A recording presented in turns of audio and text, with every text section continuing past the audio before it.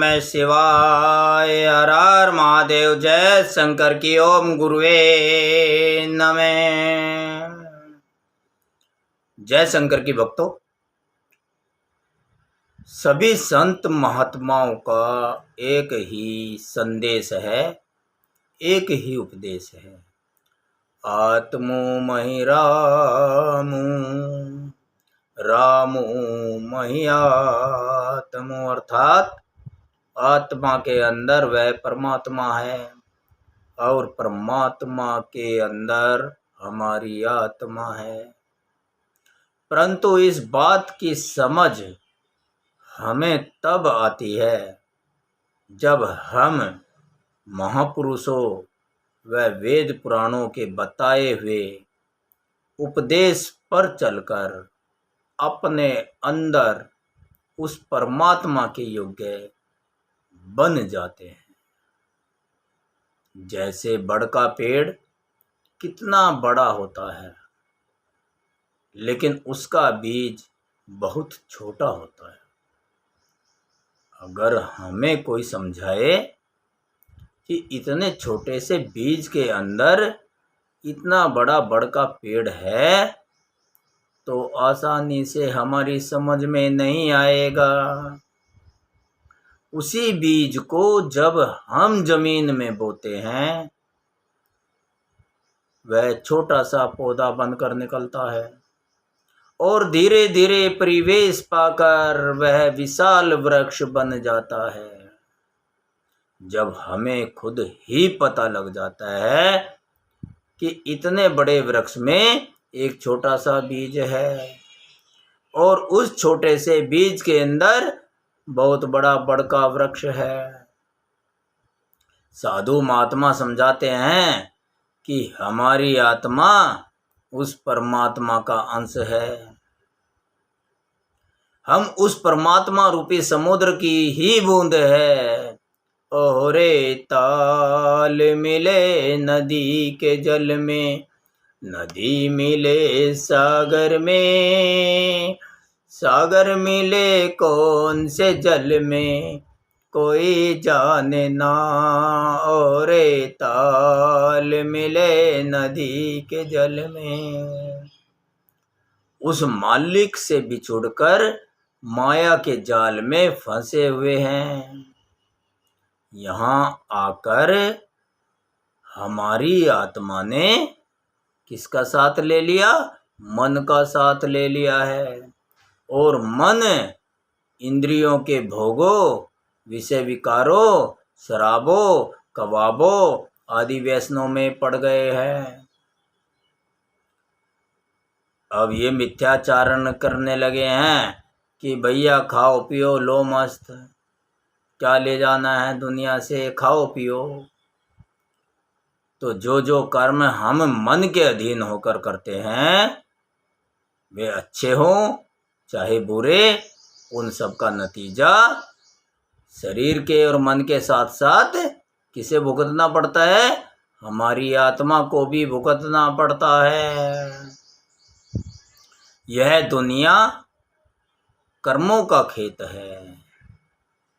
कर्म भूमि यानी कि कर्म ही प्रधान है। गीता में भी कर्म का ही उपदेश दिया है कि कर्म किए बिना तो कोई भी प्राणी तनिक भी नहीं रह सकता, क्षण भर भी नहीं रह सकता। कर्म तो करना ही है।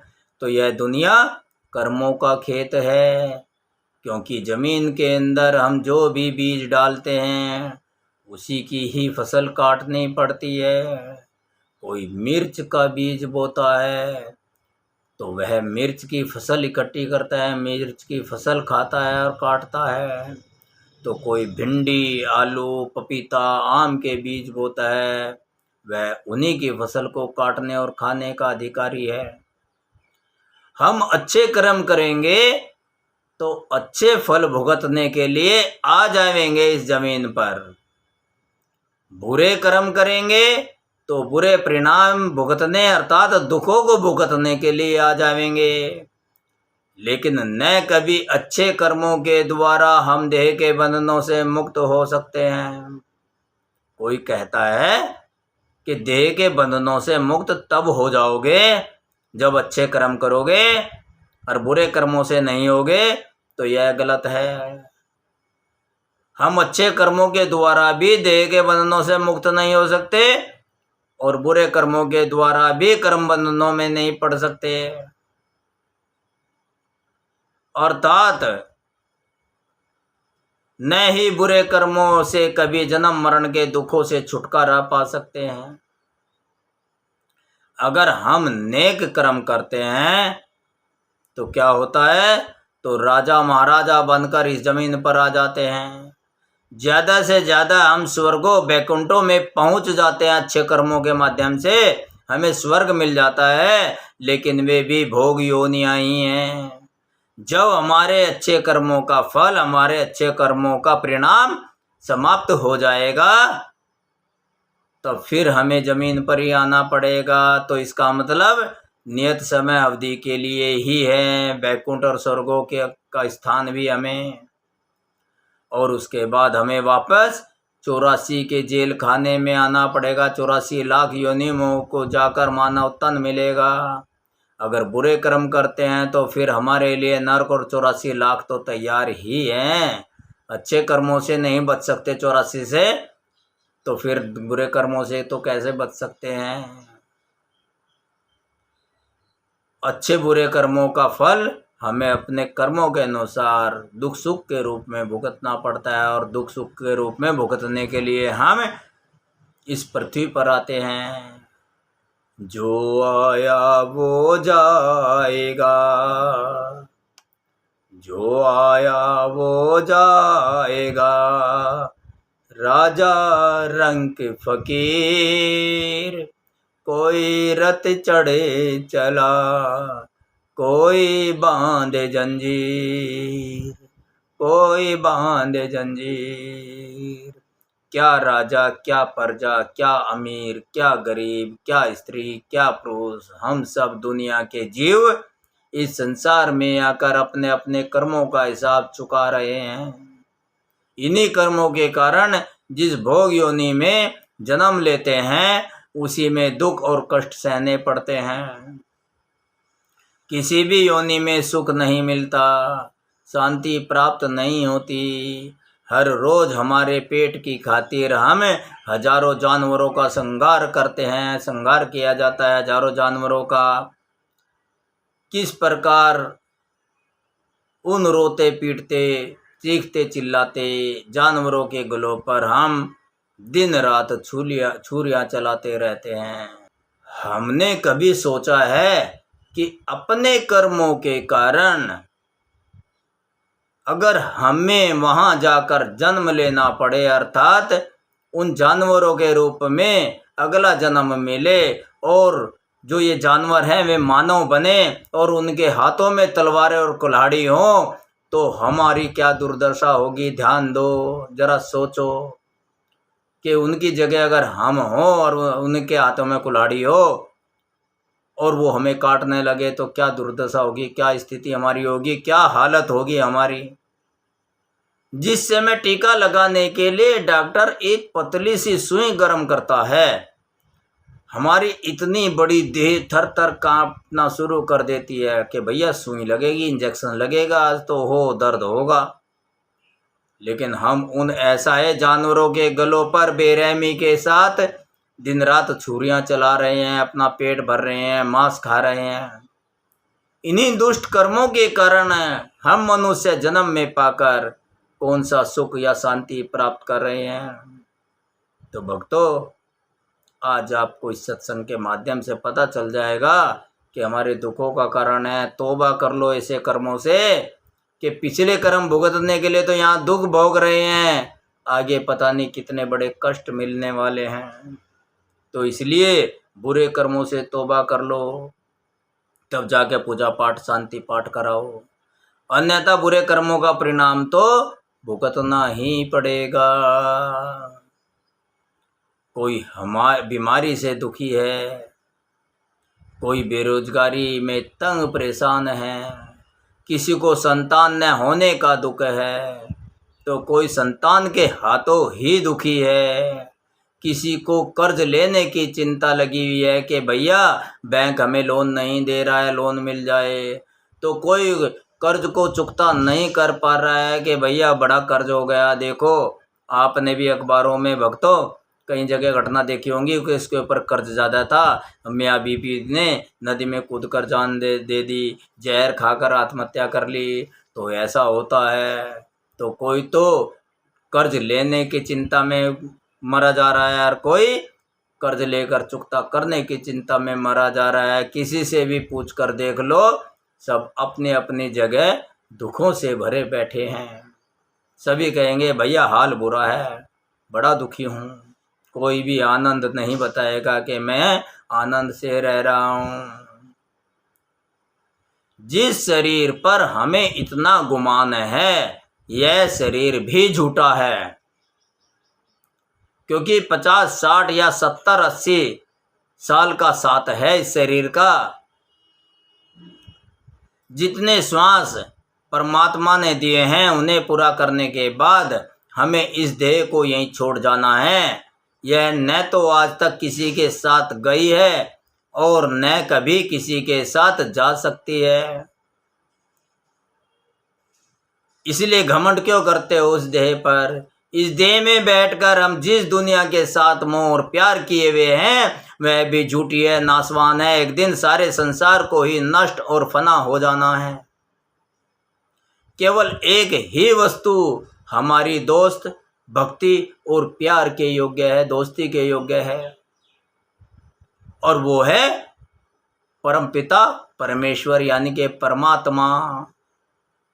और वह परमात्मा अनेक नहीं है, अनगिनत नहीं है, 150 नहीं है, 1000 2000 नहीं है, कोटि कोटि नहीं है। वह परमात्मा कितने हैं? एक ही है। उसकी न कोई जाति है, न कोई धर्म है।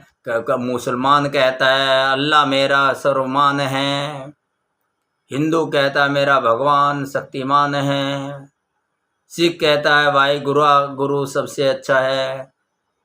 रूप अनेक, नाम अनेक, लेकिन वो परमात्मा एक ही है। सभी उसी के नाम हैं, उसी के रूप हैं। वह परमात्मा एक है, उसकी कोई जाति धर्म विशेष नहीं है। जहाँ तुम्हारे कर्मों का हिसाब होना है वहाँ न तुम्हारे साथ शरीर को जाना है, न तुम्हारी जात पात को तुम्हारे साथ जाना है। वहाँ कोई यह नहीं पूछेगा जाने के बाद, यमराज यमदूत या जो भी हो वहाँ दिव्य शक्ति वह यह नहीं पूछेगी कि तुम हिंदू थे, सिख थे या ईसाई थे। और यह भी नहीं पूछा जाएगा कि तुम हिंदुस्तान से आए हो या अमेरिका से आए हो या पाकिस्तान से आए हो। तो फिर क्यों इस स्थान के और जात पात के झमेले में पड़े हो? इन जातियों और स्थानों का संबंध तो हमारे शरीर से है, जीते जी है। शरीर को तो या तो हमें अग्नि के सुपुर्द करके चले जाना है या मिट्टी में दबाकर छोड़ जाना है। हिंदू हो तो जल जाना है, मुस्लिम सिख ईसाई हो या अन्य धर्म के अनुसार हो तो किसी को मिट्टी में दफन हो जाना है। कोई यह न सोचे, ध्यान देना भक्तों, इस सत्संग में बहुत महत्वपूर्ण बात भगवान के दया से आज उठने वाली है और उठ रही है। इस सत्संग को पूरा सुनना, फिर मनन करना, बार बार सुनना, मनन करना, तो आपकी काया पलट हो जाएगी।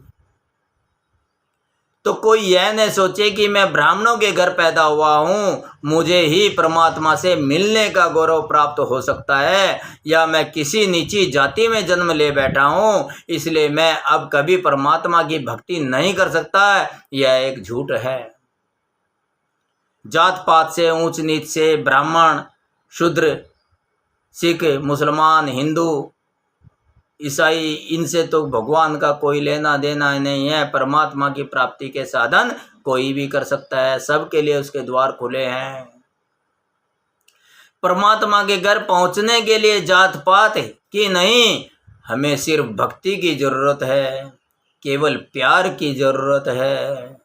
अगर हमारे अंदर भक्ति नहीं है, प्यार नहीं है, तो हम चाहे किसी भी कुल में जन्म ले ले, हमें कभी भी परमात्मा से मिलने का सौभाग्य प्राप्त नहीं होगा।